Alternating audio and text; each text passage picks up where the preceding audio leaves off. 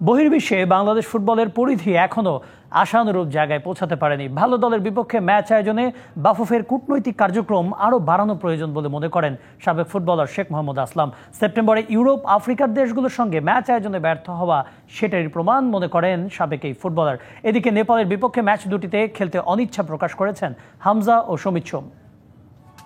Hamza Chowdhury, Samit Somra Bangladesh jersey গায়ে জড়ানোর পর থেকে দেশের ফুটবল উন্মাদনায় প্রাণ ফিরে এসেছে। এরপর থেকেই দলে প্রবাসী ফুটবলার বাড়ানোর ব্যাপারে উদ্যোগী হয়ে ওঠে বাফুফে। তবে ভালো মানের ফুটবলার এনেও ম্যাচ খেলার জন্য ভালো মানের প্রতিপক্ষ নির্ধারণ করতে পারছে না ফুটবল ফেডারেশন। ঘুরে ফিরে আটকে থাকতে হচ্ছে সেই নেপাল ভুটানের মধ্যেই।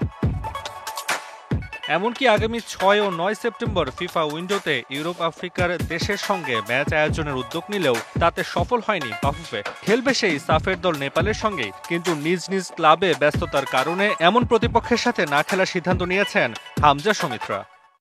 ওদের খেলা আছে, সমিতের খেলা আছে 3 তারিখ আর 5 তারিখ এরকম।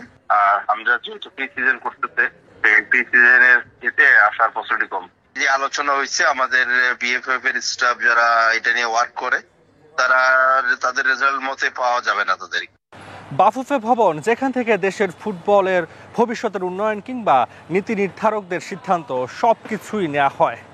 তবে একটি রাষ্ট্রের উন্নয়নের জন্য বহির্বিশ্বে নিজেদেরকে আরও কার্যকরী ভূমিকা অর্জনের জন্য কূটনৈতিক ব্যবস্থা যেমন জরুরি, ঠিক একইভাবে ক্রীড়াঙ্গনেও কূটনৈতিক ব্যাপারে আরও জোরদার সিদ্ধান্ত নেওয়া প্রয়োজন। তবে বাংলাদেশ ফুটবল ফেডারেশন সে ব্যাপারে কতটুকু কার্যকরী ভূমিকা রাখতে পেরেছে? কূটনৈতিক বিষয়ে আমাদের আরও ভালোভাবে জাতিকে এগিয়ে নিয়ে যাওয়া উচিত। এই মেয়েরা যে ফুটবল খেলছে, আমাদের ছেলেরা যে ফুটবল খেলছে, এর থেকে আরও বেটার ব্র্যান্ডে তারা ফুটবল খেলতে পারে।